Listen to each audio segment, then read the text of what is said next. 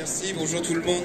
Donc effectivement, pour cette première conférence, le premier territoire de la Seine-et-Marne à se présenter, c'est la communauté de communes la plus centrale de la Seine-et-Marne, pour vous la situer un petit peu, donc communauté de communes de la Brie-Nangissienne, pour faire une présentation, on va dire, géographique et ethnographique assez rapide.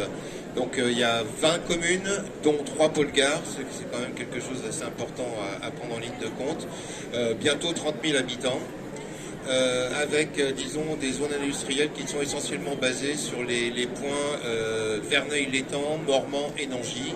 Nangy sur lesquels la communauté de communes développe d'ailleurs actuellement une ZAC qui est en voie d'être pleine, mais il reste encore quelques places, donc n'hésitez pas à nous solliciter si vous voulez avoir des informations. Alors, plusieurs éléments donc son moteur, je ne vais pas m'étendre sur la plateforme de Total à Grand Puy, vu que je laisserai M. Fayet le faire sûrement mieux que moi. Les autres caractéristiques du secteur quand même sont plusieurs zones industrielles déjà existantes, donc on a 8 en tout. Avec forcément, disons, historiquement, les endroits de Mormant, Verneuil et Nangy qui sont les plus développés, mais il reste aussi du foncier encore disponible à quelques autres endroits du territoire, notamment sur le Gatin et la Chapelle-Gautier. Et pour l'instant, disons, en commercialisable, excusez-moi, c'est pas moi qui ai... En commercialisable, donc il nous reste à peu près une trentaine d'hectares sur lesquels il y aurait moyen d'envisager au niveau de proposer des projets. Alors il se trouve que il n'y a jamais de hasard dans la vie. Au moment où Total a décidé de faire sa restructuration, donc en proposant des activités allant vers le développement durable, on essaye nous aussi d'avoir une vision des implantations un petit peu transversales des entreprises qui peuvent venir sur le territoire, et donc forcément aiguiller sur des sociétés qui pourraient, le cas échéant, travailler en partenariat avec ceux qui sont déjà implantés. Là, il se trouve actuellement, par exemple, on a deux entreprises qui sont implantées sur la commune de Nangy, il y a Valops et Chimyrec, qui sont deux sociétés qui sont basées justement pour le recyclage de déchets spécialisés, entre autres de l'huile, pour l'une des huiles industrielles, et pour l'autre au niveau de déchets alimentaires. Donc voilà, donc c'est des choses qui peuvent faire au bout d'un moment une certaine synergie du territoire. Autre élément de développement qu'on a actuellement, qui est aussi quelque chose à prendre en ligne de compte, vous savez qu'en octobre 2001, quand il y a eu l'arrêté interministériel disant qu'il y avait les points de logistique qui étaient déterminés au niveau du territoire national, il y a une pastille qui a été mise au niveau de notre communauté de communes, et la preuve en est faite maintenant, parce qu'on avait déjà un entrepôt FM Logistique qui était sur Mormant, on en a un deuxième qui va s'implanter au niveau de la ZAC, justement Nangy-Sactipol sur Nangy, et donc il y en a un aussi qui va être sur des terrains appartenant à Total, sur une partie de l'unité qui a été démantelée. Donc, comme je parle de Total, je vais passer la parole à M. Fayet quelques instants quand même, et puis il va pouvoir vous présenter le projet plus spécifique à Total Énergie. Oui, merci M. Guignot. Alors effectivement, vous vous demandez peut-être pourquoi Total Énergie vient présenter une offre foncière au CIMI. On était présent, nous, sur une plateforme à Grand Puy, une plateforme de 200 hectares. C'était une raffinerie de pétrole brut qui avait été inaugurée par M. Pompidou en 1967, Premier ministre à l'époque. Et une raffinerie qui a tourné jusqu'à 5 millions de tonnes de pétrole brut raffiné par an. Et on a annoncé en septembre 2020 un projet de transformation de ce site. Ce projet de transformation, il vise à inscrire le site dans la transition énergétique, dans la transition écologique. Et donc c'est un projet de plus de 500 millions d'euros d'investissement qui va s'articuler autour de deux pôles principaux. Un pôle de production d'énergie renouvelable et un pôle de recyclage de déchets plastiques. Alors pour la production d'énergie renouvelable, on a une ferme solaire qui a été inaugurée l'été dernier, qui est une ferme solaire de 31 gigawattheures, ce qui est la plus grande ferme solaire d'Île-de-France. On a également du stockage d'électricité par batterie qui permet de soutenir le réseau RTE. On aura un biométhaniseur de 80 gigawattheures, et puis surtout on aura une unité de production de biocarburant, principalement pour le secteur aérien, qui permettra de produire jusqu'à 210 000 tonnes par an de carburant aérien durable à partir de déchets. 210 000 tonnes en 2025, et puis on la montera à 285 000 tonnes 2 ans plus tard. En plus de ça, à Grand Puy, on développe des activités de recyclage de déchets plastiques avec un recyclage par pyrolyse de fines plastiques sur des déchets compliqués à recycler, et on pourra traiter jusqu'à 30 000 tonnes de déchets par an. Ça, c'est une unité qui est en construction et qui devrait démarrer d'ici 1 an. Et on a annoncé un peu plus récemment une unité de recyclage mécanique qui permettra de traiter également 30 000 tonnes de déchets plastiques par an. Voilà, donc l'ensemble de ces projets vont complètement changer la typologie de notre plateforme. On parle désormais de plateforme zéro pétrole. D'ici quelques mois, il n'y aura plus une goutte de pétrole sur cette plateforme. Et en faisant ce projet, on libère du foncier et on va libérer jusqu'à 27 hectares de foncier à partir de 2025, au fur et à mesure des démantèlements de bacs. Alors il y a un petit film qui passe derrière nous, vous fait regarder en quoi ça consiste, des démantèlements de bacs, c'est des opérations qui sont quand même assez lourdes, assez complexes, c'est pour ça que ça prend du temps. Et sur ces 27 hectares de foncier qui seront disponibles, on a l'ambition d'attirer des projets industriels tiers, créateurs d'emplois. Alors on ne parle pas de n'importe quelle typologie de projet, on est sur une plateforme Cveso Soyo, soumise à un PPRT. Mais c'est une plateforme qui est bien adaptée pour y accueillir des projets qui ont besoin de cet environnement industriel. C'est une plateforme sur laquelle on a toutes ces utilités qui sont disponibles, on a des installations de traitement d'eau, on peut proposer un certain nombre de services, et on a une culture sécurité qui est adaptée à ce type de projet. Voilà. Et au-delà de cette plateforme, on a signé avec la Brinangicienne une convention par laquelle on prend des engagements en faveur du développement économique, et on a la possibilité d'accompagner également des projets industriels qui créeraient de l'emploi sur le territoire, même si c'est à l'extérieur de notre plateforme. Alors je vous repasse la parole, Monsieur Guillot, pour que vous expliquiez l'attachement de la Brinangicienne au développement économique. Oui, tout à fait. Ça rejoint un petit peu la perspective de transversalité dont je parlais tout à l'heure, à savoir d'avoir des entreprises du territoire qui sont complémentaires.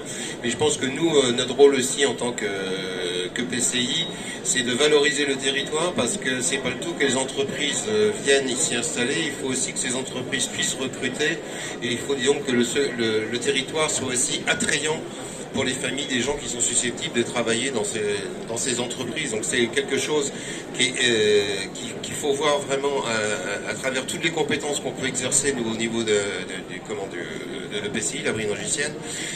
Voir par exemple quelque chose sur lequel on travaille d'ores et déjà, c'est qu'on va avoir un certain nombre d'entreprises qui vont travailler sur des cadences de 3-8 par exemple. Or, il se trouve que notamment dans le secteur de la logistique, ce sont souvent des entreprises qui sont preneuses aussi d'avoir des agents qui sont souvent avec des emplois non complets, ou qui sont des étudiants par exemple qui cherchent des jobs d'appoint. Mais le problème, c'est que quand il faut aller sur une zone industrielle à 4 h du matin pour embaucher et qu'on n'a pas de véhicule, c'est un petit peu compliqué. Et là justement, on a nous déjà sur notre territoire un système de transport à la demande, et on est en train d'étudier justement de voir que ce transport à la demande puisse aussi avoir des cadencements qui correspondraient aux horaires d'embauche et de débauche, en essayant de coordonner ça entre les différentes entreprises. Donc ça, c'est quelque chose qui est très important à mettre en chantier. Ça se fait pas rapidement. On a aussi déjà c'est tout nouveau depuis 1 mois, on a aussi un système de covoiturage interne et externe à la communauté de communes, de façon à permettre aussi à des gens de pouvoir se contacter via une application pour pouvoir faire des trajets communs, toujours dans ce but-là. Ça peut être aussi d'ailleurs pour du rendez-vous médical, ça ne touche pas que l'emploi, mais c'est quelque chose auquel on tient énormément.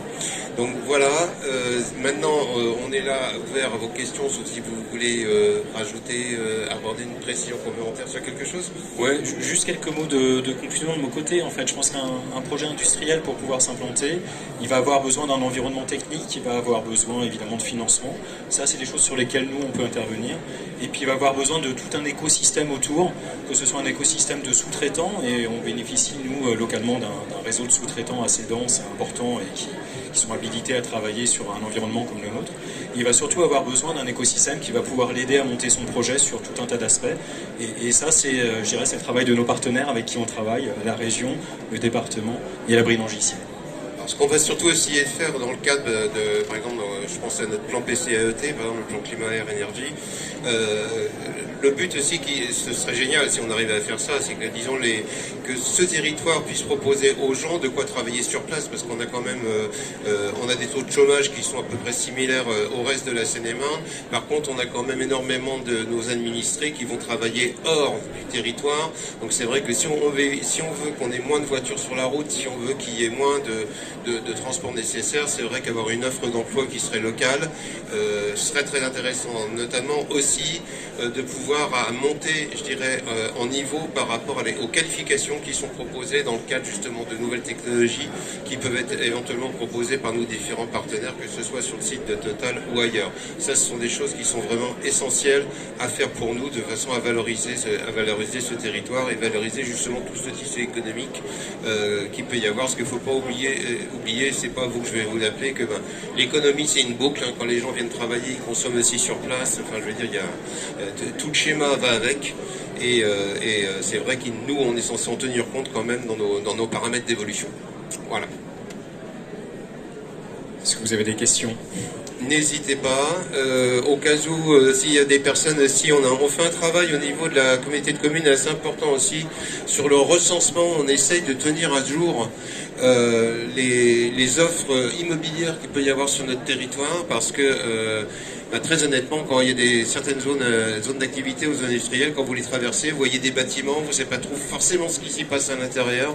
Il y en a qui ont beaucoup d'activités, mais il y en a qui n'en ont plus. On demande aux entreprises de se signaler quand ils envisagent un changement ou une cessation d'activité, parce que forcément, notre agent de développement économique, M. Pouliquin, qui est présent ici, avec qui vous pouvez prendre contact, son numéro de téléphone s'affiche aussi sur la présentation.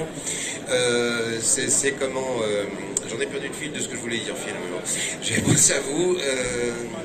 Oui, le recensement des friches, parce qu'effectivement, on est quand même aussi souvent sollicité, aussi bien d'ailleurs par des industriels, mais aussi des artisans qui appellent la CC en disant, bah là, on est à la recherche de 150 mètres carrés parce qu'on veut faire un système de production ou pour un garage ou ce genre de choses. Il n'y a pas que des gros projets, et ces petits projets nourrissent aussi énormément le territoire. Donc c'est pour ça aussi, par exemple, on est heureux d'accueillir sur notre territoire une boîte comme IPE qui propose des solutions aussi en termes d'immobilier, avec des choses clés en main, parce que des jeunes entrepreneurs qui commencent, ils ont déjà leur entreprise à gérer, ils ne sont pas forcément sur un projet de construction, et c'est quelque chose aussi, que ce soit à travers la valorisation des friches ou à travers des partenaires comme ceux que je viens de citer, qui lancent des projets au niveau de notre territoire, d'avoir une offre clé en main et surtout disponible rapidement, parce que c'est souvent la demande qu'il y a, c'est-à-dire que les gens ont des projets, mais ils veulent aller vite, et il faut pouvoir leur fournir une solution dans les meilleurs délais, ce qui n'est pas toujours le cas quand on se lance dans une production qui va nécessiter permis de construire, des fois études environnementales et ce genre de choses. Donc voilà, on essaye d'avoir cette malléabilité-là, de façon à vous le proposer, de vous attirer chez nous. Voilà.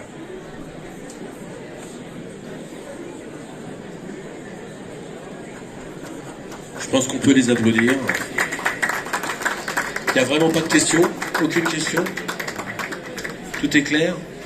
Bon, si tout est clair, je vais faire un petit mot de conclusion. Vous êtes aujourd'hui accueillis par l'Action Seine-et-Marne 2040 qui se met en place, qui est en place depuis le 1er janvier. Le but de Seine-et-Marne 2040, c'est bien évidemment de mettre en avant notre territoire de la Seine-et-Marne, ses capacités de développement, économique, ses filières qui sont là, et de les présenter au grand public. Un site internet a été créé pour avoir toutes les données sur les sites justement qui sont exploitables de suite par nos entreprises sur le site Seine-et-Marne Invest.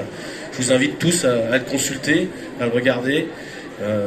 Voilà, la Seine-et-Marne est un bel élément de la région Île-de-France. Je vois la région Île-de-France juste devant moi qui nous accompagne aussi, et un grand travail qui est fait avec l'ensemble des intercommunalités. Je vous remercie